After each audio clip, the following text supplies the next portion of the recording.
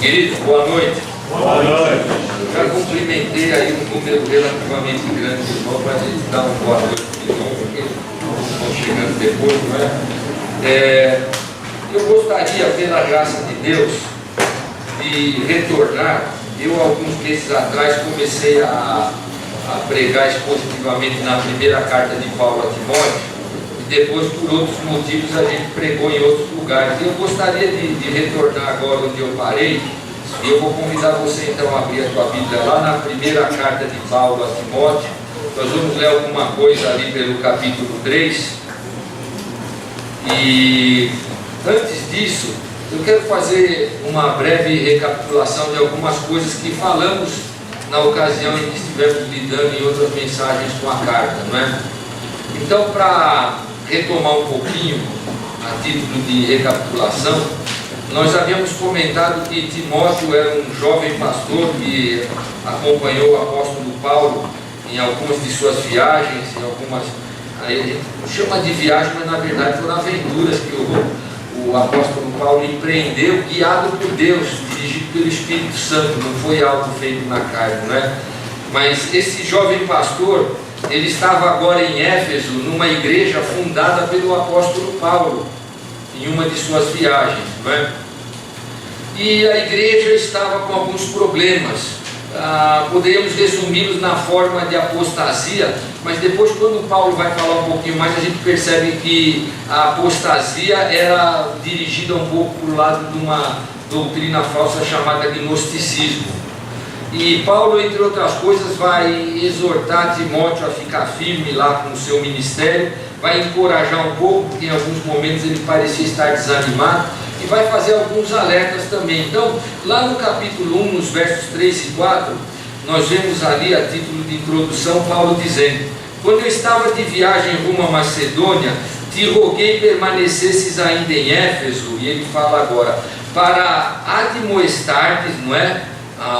Para ordenar algumas coisas, para admoestar certas pessoas, a fim de que não ensinem outra doutrina, nem se ocupem com fábulas e genealogias sem fim, que antes promovem discussões do que serviço de Deus na fé. Então percebam aí, ele vai dizendo: olha, Timóteo, eu antes de seguir viagem, eu quero te encarregar disso aí. Você tem que repreender essas pessoas aí que estão caminhando nessa direção aí, trazendo aí ensinamento falso. Depois, um pouquinho à frente, há algo interessante também, versos 18 e 19 do capítulo 1, Paulo diz: este é o dever de que te encarrego, ó filho Timóteo, segundo as profecias de que antecipadamente foste objeto. E aí vem o encorajamento: combate, firmado nelas o bom combate, mantendo a fé e a boa consciência. Porquanto alguns, tendo rejeitado a boa consciência, vieram a naufragar na fé. E ele vai citar, então veja, palavras de encorajamento. Timóteo, fica firme aí. Alguns abandonaram as coisas nas quais deveriam estar andando, e a sua fé naufragou, abandonaram a fé, apostataram de alguma forma, e aí ficaram inaptos para o Evangelho. Depois, quando nós vamos à frente, no capítulo 3, e a gente compartilhou a ocasião, Paulo vai dar para Timóteo instruções referentes ao estabelecimento de liderança, pastores e diáconos na igreja.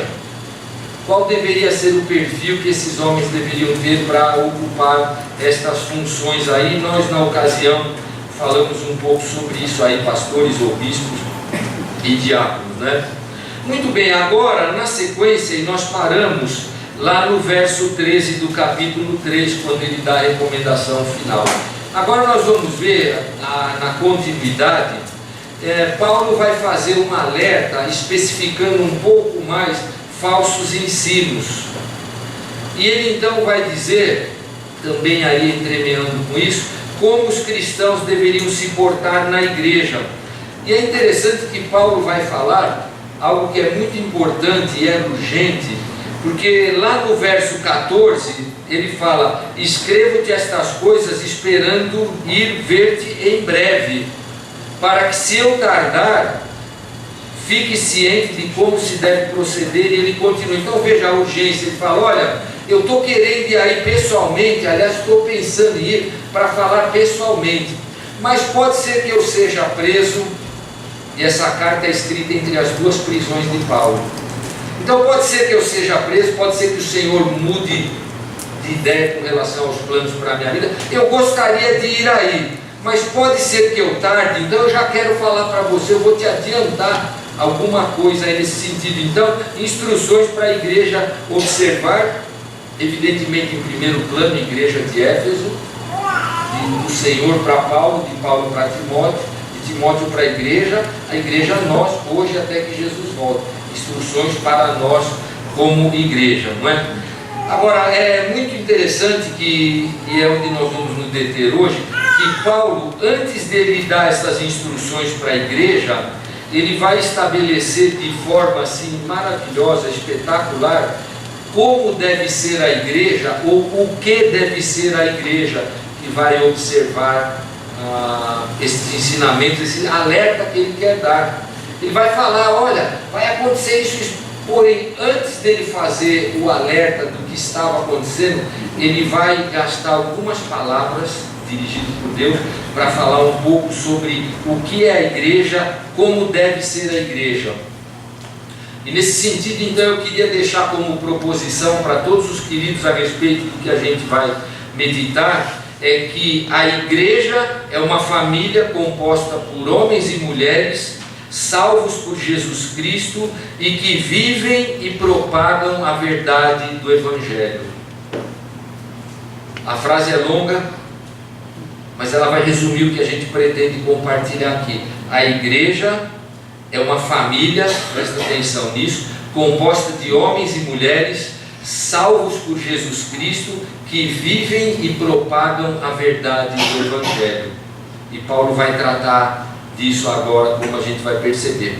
Eu vou ler novamente os versos 14 e 15. Paulo diz: escrevo-te estas coisas, está justificando aqui de forma mais apurada agora o motivo, ou os motivos que levaram Paulo a escrever. Escrevo-te estas coisas esperando ir ver-te em breve, para que, se eu tardar, fiques ciente de como se deve proceder na casa de Deus, que é a igreja do Deus vivo, coluna e baluarte da verdade. Então, quando Paulo fala destes dois versos, ele fala que vai ensinar Paulo, que quer admoestar Paulo a saber como se deve proceder. Olha o nível do perigo que acontecia lá. Você vai para o capítulo 4 com o olho, nós não vamos mexer com isso hoje, mas a partir do verso 1, olha o que Paulo vai dizer. Ora, o Espírito afirma expressamente que nos últimos tempos alguns apostatarão da fé por obedecerem a espíritos enganadores e a ensinos de demônio, pela hipocrisia dos que falam mentiras e têm a mente cauterizada. Esse é o perigo que Paulo vai chamar a atenção de Timóteo, e nós vamos, pela graça de Deus, mexer com isso para frente. Mas o interessante, como eu falei, é que antes de Paulo se debruçar sobre os problemas, ele fala algumas coisas acerca da igreja que são espetaculares, maravilhosas e que vão agora requerer então um pouquinho da nossa atenção aí. O que Paulo vai falar? Paulo vai colocar 3 conceitos muito importantes a respeito da igreja, e depois ele vai falar alguma coisa que eu estou considerando a parte dos 3, porque eu nomeei aqui no meu esboço de a cereja do bolo que Paulo vai colocar. Ele vai falar, ele vai construir um bolo bonito, gostoso, saboroso, e vai depois colocar aquela cereja que dá aquele toque, aquele enfeite, não é? E o que Paulo vai estabelecer, eu quero colocar para nós como algo que é de bastante importância, porque nós somos a igreja de Jesus Cristo. Então, quando Paulo fala no verso 15, para que, se eu tardar, fique ciente de como se deve proceder na casa de Deus. Esse é o primeiro conceito que eu quero trabalhar com vocês, falar a respeito da casa de Deus, que o apóstolo Paulo fala aqui, um importante padrão. Não precisa guardar isso, mas a palavra que Paulo usa aqui para chamar a igreja de casa é a palavra oikos. Ela é muito usada em todo o Novo Testamento, é uma palavra grega. E o interessante, nós precisamos entender, essa palavra é polissêmica. O que é isso? Poli vem de muitos, sêmica vem de sêmen, de geração. É uma palavra que se presta a muitos significados. Por exemplo, a palavra em português prato, só para dar um exemplo, pode ser aquela louça, pode ser o nome de uma iguaria, pode ser uma série de coisas, pode ser esta parte da bateria, tudo é prato, é a prato. Então a palavra casa também, ela atende a um sentido multifacetado aí. E o interessante vai ser a gente perceber e guardar isso, que quando Paulo fala aqui de casa, ele não está se referindo à construção de tijolos, também caberia. Então você fala, eu vou lá na igreja Filadélfia, Rua Salvador Simões 1432, você está indo a um prédio, mas não é disso que Paulo está tratando. Quando ele diz que a igreja é a casa de Deus e nós precisamos saber como nos portar na casa de Deus, essa palavra aí tem o sentido de família, lar, ou lugar onde os membros da família estão. Não tem a ver com a construção.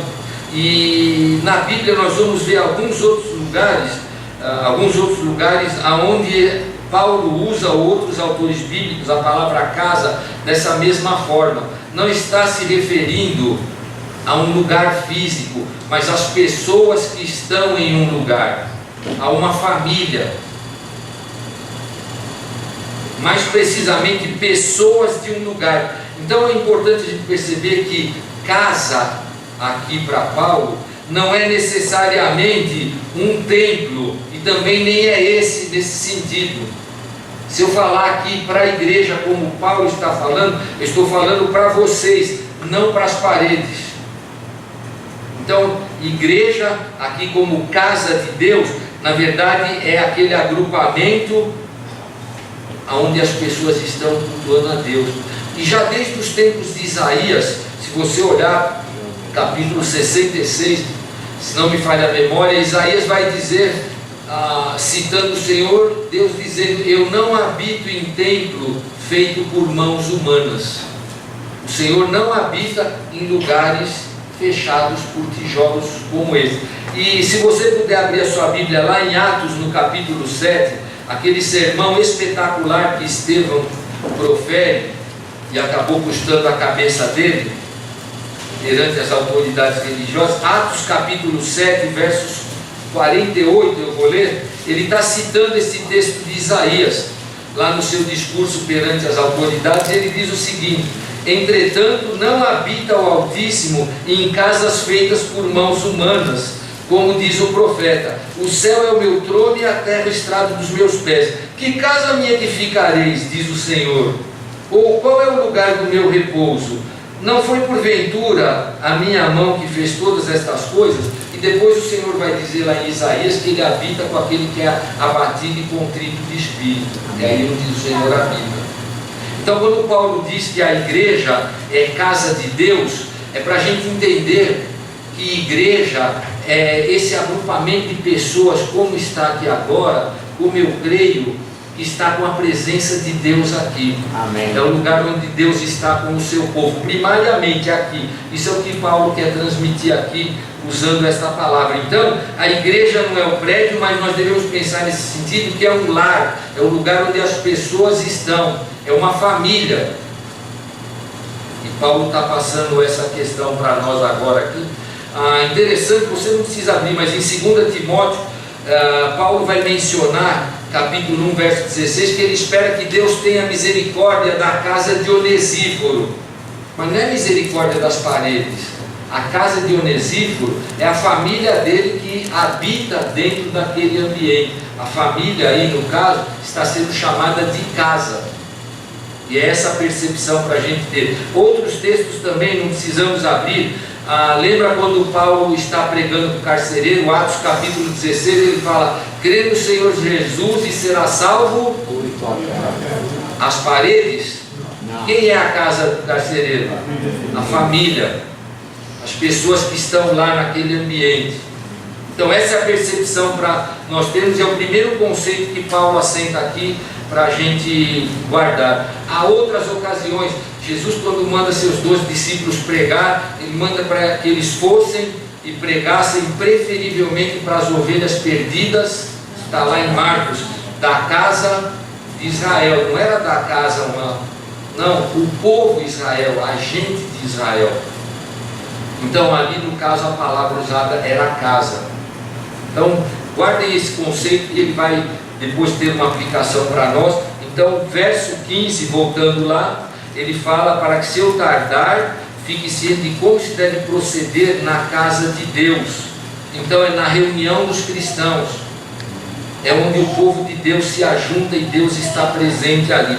Mas ele traz mais um conceito interessante. Ele diz que a casa de Deus é a igreja do Deus vivo. E isso é muito significativo para nós, principalmente tendo em vista aonde eles estavam, onde essa igreja estava. Lá na cidade de Éfeso havia muitos templos pagãos. O mais famoso deles era o templo da Diana dos Efésios. Esse era o nome que os romanos davam a ela, Diana. Os gregos a chamavam de Ártemis, mas era a mesma divindade. Para vocês terem uma ideia, além de haver muitos templos lá, como eu falei, esse templo de Diana é tão famoso que não só era considerado uma das 7 maravilhas do mundo antigo, mas ele tinha 127 colunas feitas de um mármore muito raro, com 20 metros de altura cada uma. Então era um lugar suntuoso, era um lugar luxuosíssimo. Então uma carta que era mandada para uma igreja que se congrega em Éfeso, e começa a falar que esse lugar, ele é a igreja do Deus vivo, tem uma relevância muito grande e um ar de ironia paulino aqui. Paulo gostava de fazer algumas ironias em alguns momentos. E por que eu digo isso? Porque Éfeso estava lotado de casas de deuses mortos. Os deuses eram estátuas que estavam lá dentro. E Paulo agora fala que o povo de Deus é a igreja do Deus vivo, não do Deus morto, não dos deuses mortos que eram muito comuns ali no cotidiano dos Efésios. Então Paulo está aproveitando aqui, trazendo um ensino e tentando consolidar e ratificar conceitos importantes para quem está recebendo o Evangelho a partir de uma cultura que era toda ela cercada de uma série de valores contrários ao Evangelho. Então Paulo não só vai dizer que a igreja aqui, que é a casa de Deus, não é uma casa propriamente como a casa dos deuses, e pelo contrário, além de ser diferente, ainda era um lugar onde habitava um Deus vivo, não um Deus morto, como eu disse, conforme eram os costumes lá. Nesse sentido, nós podemos afirmar então que a igreja cristã, ela é não só o lugar da presença de Deus, mas é o lugar da presença do Deus vivo. Isso faz toda a diferença. Nós não direcionamos o nosso palavreado, a nossa devoção, o nosso coração para estátuas, para deuses mortos, para quem não tem um histórico de ressurreição como o nosso Senhor tem. Morreu, ficou na sua morte. Nós cremos num Deus vivo. Amém. E Paulo vai seguir então, verso 15, riquíssimo. Se eu tardar, fique ciente de como se deve proceder na casa de Deus. Nós falamos que é a igreja do Deus vivo. E agora ele vai falar aqui coluna e fundamento, ou coluna e alicerce, ou coluna e baluarte, conforme a tradução aí, da verdade. E aqui Paulo traz um outro assentamento. Eu falei que seriam 3, né? A casa de Deus, a igreja do Deus vivo. E agora ele diz aqui que ela é a coluna e o fundamento da verdade. E o que é a verdade aqui, quando Paulo coloca dessa forma? É todo o corpo doutrinário da nossa fé. A palavra de Deus se auto-intitula verdade, que foi revelada pelo Senhor, que tem sua expressão máxima enquanto revelação no próprio Senhor Jesus, o Logos encarnado. O que é a verdade? E ele vai mostrar aqui o que é a igreja, é coluna e fortaleza da verdade. A verdade é a palavra de Deus, é o próprio Cristo, como eu disse, já que a palavra revela o Filho, e ambos se misturam e se auto-intitulam verdade. Jesus disse: eu sou o caminho, a verdade. Mas em João capítulo 17, na oração sacerdotal, o apelo de Jesus ao Pai: santifica-os na verdade, a tua palavra é a verdade. E nesse caso então, palavra e o Logos de Deus, Jesus Cristo, se fundem como expressões da verdade. E a igreja, Paulo diz, é a coluna e o fundamento, é coluna e alicerce da verdade. Agora lembre-se do templo de Diana: 127 colunas, 20 metros de altura, as colunas, sustentáculo daquela prisão, que era a mentira do culto aos deuses mortos, aos falsos deuses, aos deuses pagãos. E Paulo está como dizendo aqui, ó, não precisa 127 colunas. A verdade do Evangelho é uma única coluna e é o fundamento da verdade da nossa fé. Amém. E é nisso que nós devemos então nos estribar e alicerçar a nossa fé. A igreja é depositária da verdade. E lembre-se do capítulo 4, verso 1, a heresia já estava dentro da igreja. Os falsos mestres, Paulo vai falar, ele fala no capítulo 2, uma parte, e vai falar para frente, os falsos ensinos já estavam dentro, por isso o alerta a Timóteo. Então a verdade já estava sendo de alguma forma contaminada, minada, sendo retirada do convívio daquela igreja, e nesse sentido nós precisamos perceber, queridos, que o conselho de Paulo é válido para hoje. A igreja deve combater a mentira e todo falso ensino com a pregação da verdade. É pelo seu oposto, o antídoto. A mentira está campeando por aí. Como é que nós vamos fazer o mentiroso estar lá?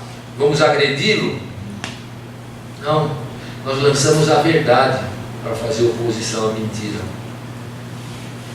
Então, 3 coisas maravilhosas que Paulo coloca, e se você olhar para elas, eu quero repetir a proposição que eu fiz inicialmente, talvez agora ela faça um pouco mais de sentido. A igreja é uma família composta de homens e mulheres salvos por Jesus Cristo e que vivem e propagam a verdade do Evangelho.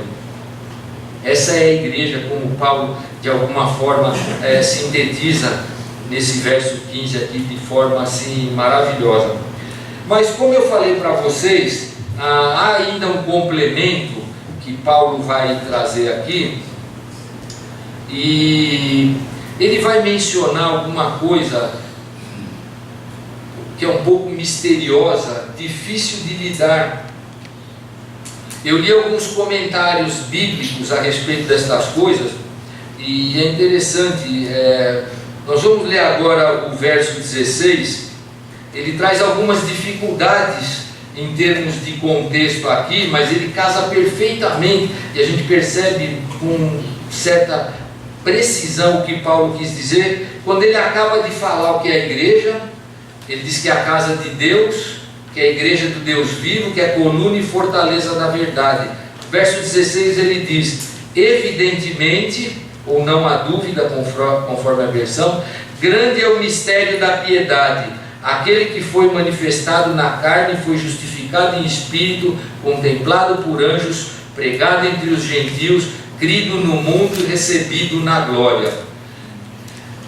Num primeiro momento parece que não faz muito sentido esse verso estar aqui encaixado, e depois ele faz a ruptura, voltando para o assunto, lá do verso 14, quando ele diz: olha, eu estou te escrevendo essas coisas esperando ver você em breve. Se ele pulasse do verso 14 para 4:1, ele teria dito: olha, eu espero ver você em breve. Olha, o Espírito afirma expressamente que nos faria sentido. Mas Paulo abre um intervalo aqui, guiado pelo Espírito de Deus, e não só ele vai trazer para nós uma explicação espetacular como essa que nós vimos, que ele faz guiado por Deus, sobre o que é e como é a igreja, mas ele também traz aqui um texto que provavelmente era um pedaço de um hino de louvor que existia nos dias de Paulo, provavelmente. E por que se entende que talvez fosse um hino? Porque no original ele tem rimas, e a construção dela, segura aí, é feita por paralelismo antitético. Existem paralelos de coisas que se contrapõem. Você leu a primeira frase, a segunda fala alguma coisa paralela, mas oposta. Você lê a terceira e quarta, eles falam de coisas paralelas e opostas. A quinta e a sexta frase também. Então tem uma poesia construída aqui, muito provavelmente não de forma acidental. Alguma coisa que foi feita por alguém que escreveu de forma poética. E Paulo então vai apresentar estes versos aqui, mas com algumas implicações aí. E a implicação talvez maior, para nós darmos uma olhada aqui e entendermos, é que ele diz que, evidentemente, ou não há dúvida de que grande é o mistério da piedade. Então nós precisamos entender um pouco nas palavras de Paulo, o que é o mistério da piedade? Às vezes a gente lê, vai para frente, né? Pô, o mistério da piedade, que legal, é grande. E a gente vai, não é coisa boa fazer isso. O ideal é que a gente entenda o que está lendo. E ele diz que grande é o mistério da piedade. Muito bem, para a gente entender um pouquinho o que está escrito aí, na verdade, Paulo, num certo sentido, ele traz, através desse poema, algumas verdades muito marcantes a respeito de Jesus, e muito provavelmente ele fez essa descrição aludindo ao que ele escreveu anteriormente como verdade, coluna e baluarte da verdade. Ele está mostrando aqui como nós podemos falar de forma sumária o que é essa verdade do Evangelho. Só que ele a apresenta como um mistério da piedade. Então nós precisamos entender que mistério da piedade seria uma forma talvez diferente de falar o segredo da nossa fé, o segredo da nossa devoção, o segredo da nossa religião enquanto fé cristã bíblica. Ele fala que evidentemente é grande esse segredo aí da nossa fé.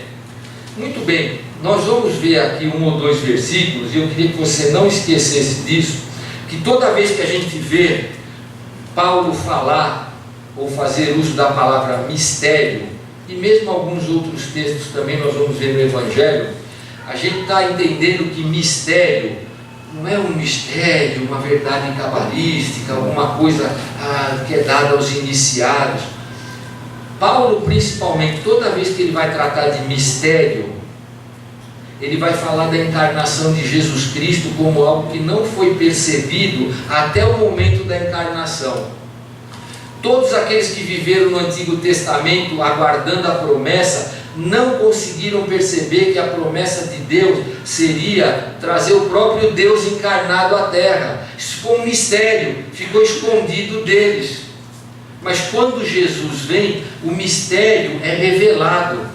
E esse é o centro da nossa fé, é o fundamento do cristianismo, é que nós cremos num Deus vivo, naquela igreja, como Paulo descreve, que foi um mistério, foi algo oculto aos antigos, mas que agora estava revelado para nós. Jesus Cristo é o Deus encarnado. Esse é o mistério da nossa fé, é a verdade fundamental sobre a qual a nossa fé está alicerçada. Jesus Cristo é o cumprimento das promessas de Deus, é o Deus encarnado que veio aqui cumprir o seu ministério. E eu quero compartilhar com vocês alguns versos que vão falar sobre isso. Volta um pouquinho atrás na tua Bíblia, aí, Colossenses capítulo 1, rapidinho. Colossenses capítulo 1. Eu vou ler o verso 24 primeiro. Agora me regozijo nos meus sofrimentos por vós, e preencho o que me resta das aflições de Cristo na minha carne, a favor do seu corpo, que é a igreja, da qual me tornei ministro, de acordo com a dispensação da parte de Deus, que me foi confiada a vosso favor, para dar pleno cumprimento à palavra de Deus, o mistério que estiver oculto dos séculos e das gerações, agora todavia se manifestou aos seus santos. Ele está falando da vinda de Jesus Cristo, que ficou misterioso porque eles cegos não conseguiram entender as profecias acerca de Jesus, mas agora Jesus veio e o mistério acabou, o mistério está revelado. mistério, a encarnação de Jesus Cristo na boca de Paulo. Volta um pouquinho, Efésios capítulo 3. Efésios no capítulo 3.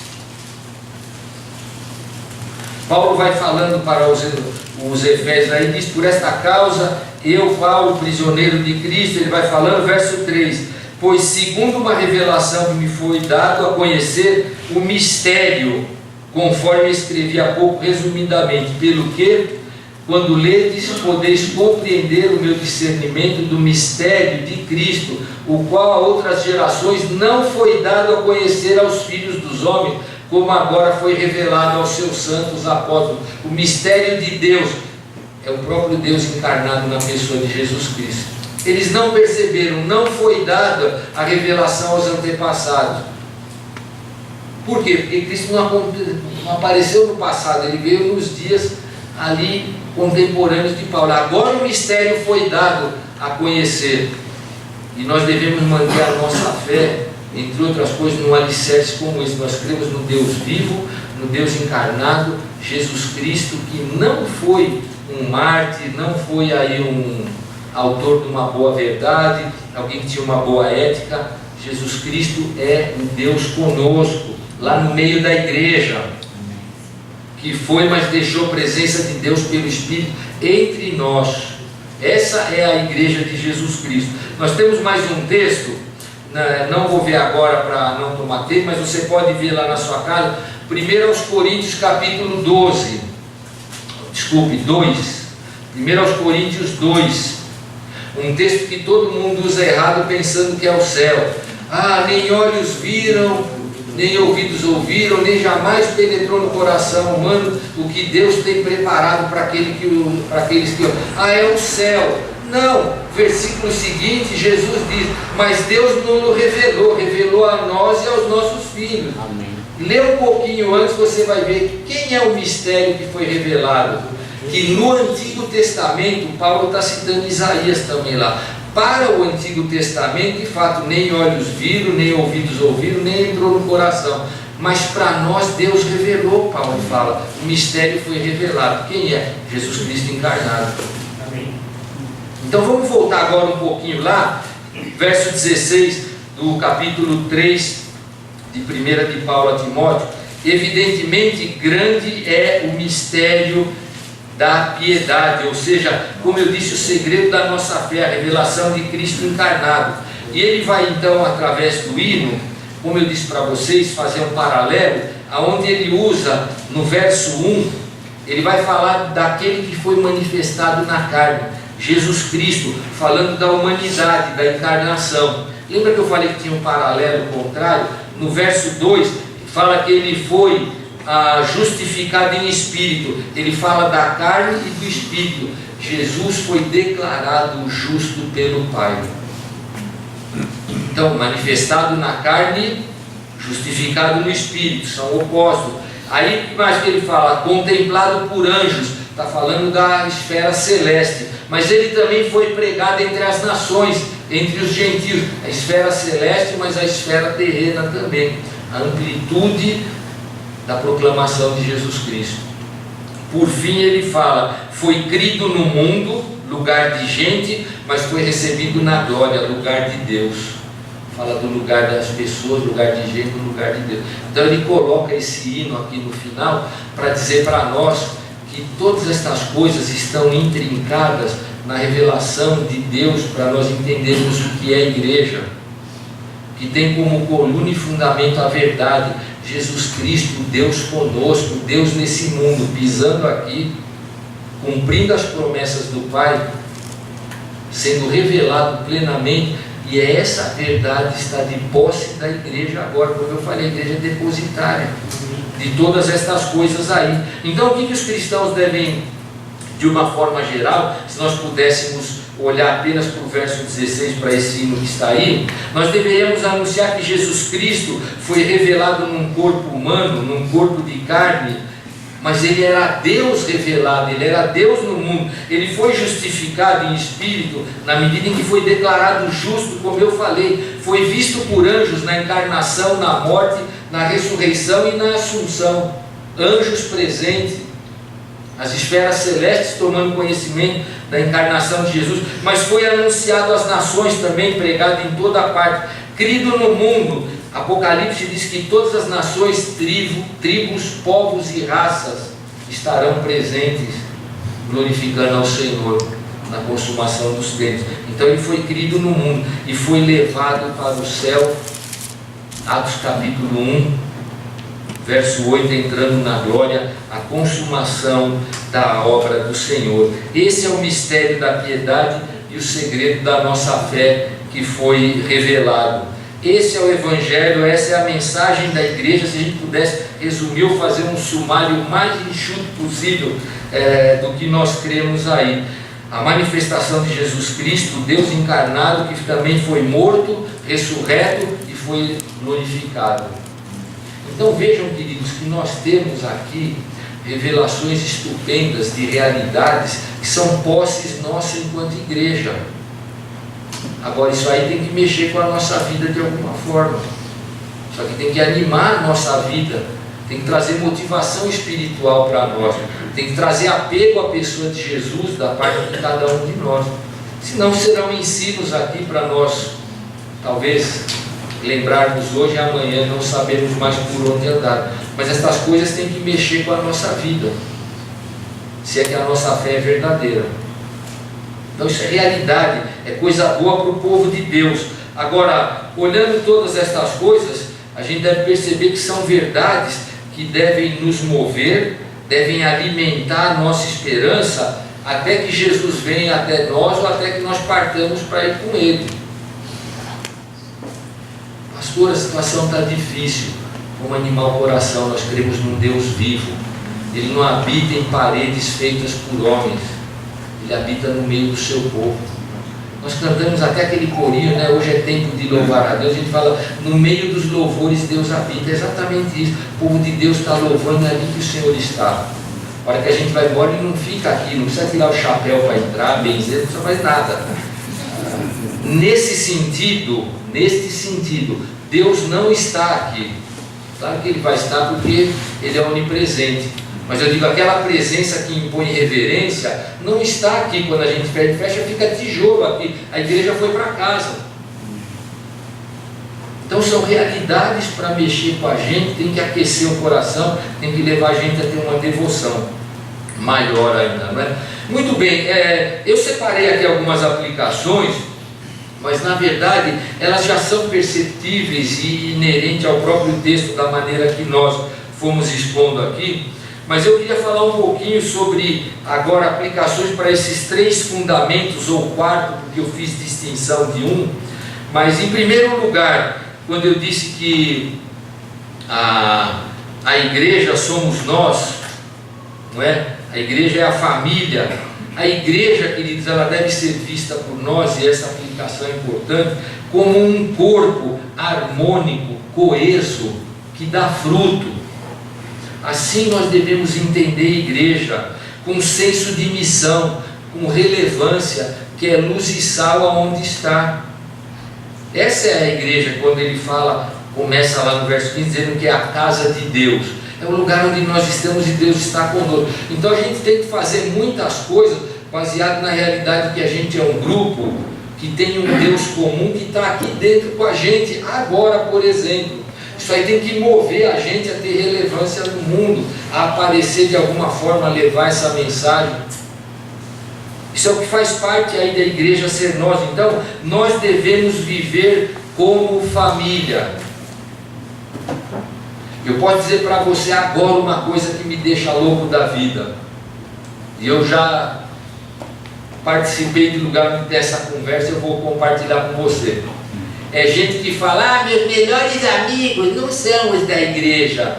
Eu abomino uma coisa dessa, crente falar uma coisa dessa, porque nós somos família de Deus. Será que tem algum relacionamento que vai ser mais forte do que esse nosso, que é feito através de laço de sangue e do sangue de Jesus? Então quem pensa assim precisa rever suas amizades, precisa se apegar à palavra de Deus, para a gente entender que a gente é uma família. A gente deve desejar estar juntos, partilhar tudo o que temos, suprir necessidades. Se assim não for, queridos, pensa bem. Qual seria o benefício da gente estar junto aqui e afirmar que Deus está conosco? Para dar aqueles abracinhos no final, que eu peço sempre e brinco, aí vamos embora e não sobrou nada dos nossos relacionamentos, o Senhor não produziu nada para ajudar a gente. Então essa é uma questão relevante do primeiro ponto sobre a igreja somos nós. O segundo ponto, quando ele diz que aqui é a igreja do Deus vivo, não dos cristãos, é para a gente perceber que esse lugar é o lugar da presença do Deus vivo, não de falsos deuses feitos à imagem dos homens, deuses estátuas sem vida, ou deuses produzidos pela nossa ignorância teológica. O pastor Raul tratou disso hoje na escola bíblica aqui. A ignorância bíblica leva a gente a fazer concepções de Deus que não são alinhadas com a Escritura. Aí nós produzimos um Deus que é tão falso quanto a Diana dos Efésios. Agora, o Deus vivo e verdadeiro que nós devemos cultuar, nós aprendemos com mais acuracidade, com mais precisão quem Ele é, quando nós vamos para a Escritura, e nós devemos desejar e promover estas coisas. Então é preciso que nós tenhamos consciência de que o nosso Deus ouve, Ele fala, Ele ama, Ele disciplina, Ele nos anima, Ele sorri, Ele chora e age por nós. Por quê? Porque Ele é um Deus vivo. Ele não é uma estátua para eu parar na frente dela e tentar interagir. Nós cremos num Deus vivo. Queridos, tem que mexer com a gente. Então lembra disso. Eu sei que a vida às vezes fica difícil. A gente precisa aprender a contar com Deus. Nós falamos com um Deus que ouve. Ele dá respostas, porque Ele nos ama, Ele não nos larga no vácuo. Talvez a gente precise ajustar a audição com a resposta. A gente precisa fazer uma leitura melhor de como as coisas estão acontecendo. Mas tenha certeza, queridos, nós cremos num Deus vivo e você pode falar que Ele vai te ouvir sempre. Pode ir lá e chorar que Ele vai se compadecer do teu choro. Pode ir lá se alegrar com Ele, que Ele vai se alegrar com você. E isso a gente traz aqui para a nossa interação, porque nós cremos num Deus vivo. O terceiro aspecto, Ele é coluna e fortaleza da verdade. E nós somos unidos então por essa verdade. É exatamente isso que nos traz aqui, nos mantém juntos. Nós temos a verdade de que Jesus Cristo é Deus. Essa verdade é absoluta.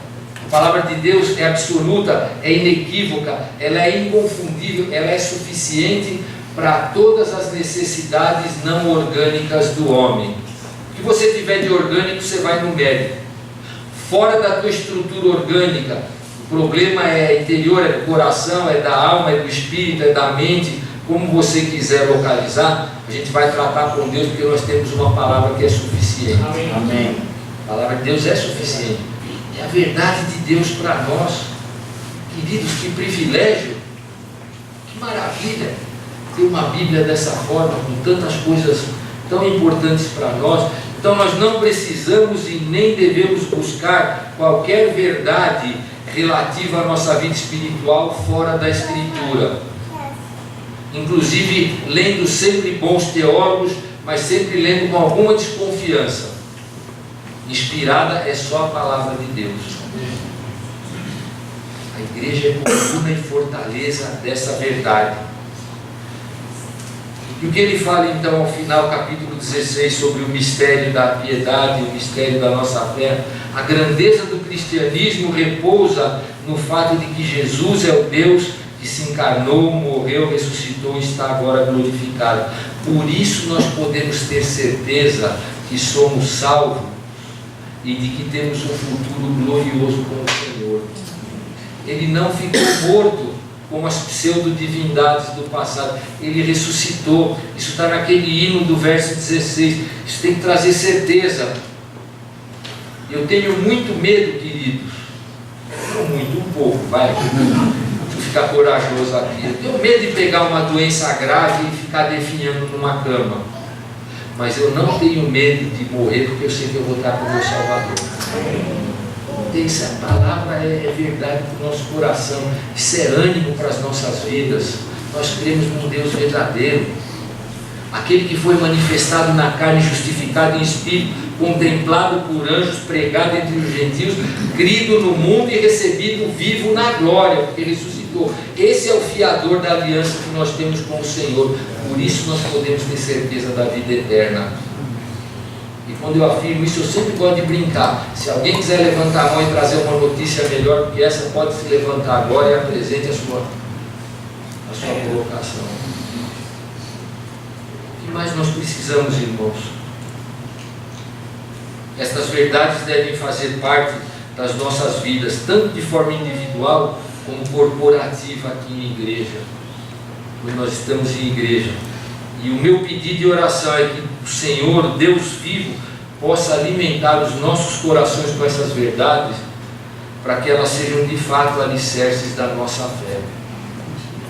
Se você esquecer tudo que eu te falei e lembrar da proposição que eu vou falar de novo agora, de um pedaço dela, eu vou ficar feliz que você pode orar por isso durante a semana. A igreja é uma família composta de homens e mulheres salvos por Jesus Cristo e que vivem e propagam a verdade do Evangelho.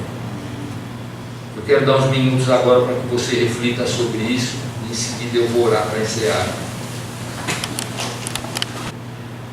Deus querido, nós queremos te agradecer porque pudemos abrir a tua palavra e encontrar nela verdades tão sublimes, tão encorajadoras para as nossas vidas, tão desafiadoras também, Senhor.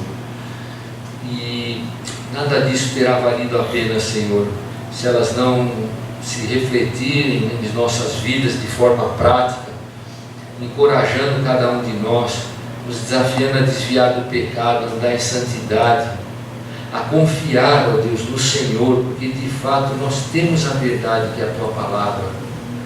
Pedimos que o Senhor nos ajude, ó Deus, fortaleça a nossa fé, as nossas convicções, e que a Filadélfia possa caminhar sendo uma igreja que é uma família, onde homens e mulheres que já foram salvos, redimidos por Jesus Cristo, permaneçam vivendo e propagando estas verdades do Evangelho. Que nós sejamos luz e sal, Senhor, individualmente como igreja.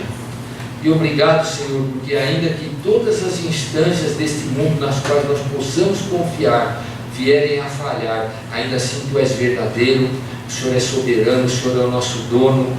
Nós podemos falar ao Senhor, nós podemos clamar ao Senhor, papai. Nesse sentido também, Senhor, reconhece agora nos corações dos meus irmãos, se houver necessidade, Senhor, se houver alguém aflito, que o Senhor possa trazer paz ao coração, se houver uma fé que está vacilante, que o Senhor possa fortalecer essa fé, Senhor. Se houver algum irmão que tenha andado, Pai, de forma desordenada, cedido ao pecado, que o Senhor traga força agora, encorajamento para andar nos Teus caminhos, que o Senhor traga arrependimento para que haja pedido de perdão. Traz, ó Deus, suprimento de necessidades físicas, necessidade financeira para quem tem, Senhor. Ajuda-nos, papai, nós somos muito pequenos, nós precisamos do Senhor, Deus. Enquanto o Senhor anima os nossos corações, Pai, enquanto o Senhor vem trabalhando nas nossas vidas, recebe também a nossa gratidão. Quantas bênçãos temos recebido da Tua maravilhosa mão, Senhor. Queremos Te agradecer por cada uma delas, Senhor. Que o Senhor possa trazer, então, paz agora e tranquilidade a cada coração, para que ele possa repousar nessa verdade que Tu estás conosco agora aqui, Senhor, nos ouvindo. Que bênção, louvado seja o Senhor, Pai. Te agradecemos por todas estas coisas, pedindo a Tua boa mão sobre nós e tudo que fizermos, Senhor. Em nome de Jesus. Amém. Amém. Querido, se isso anima o teu coração, você dá um amém de verdade. Louvado seja Deus por todas estas coisas.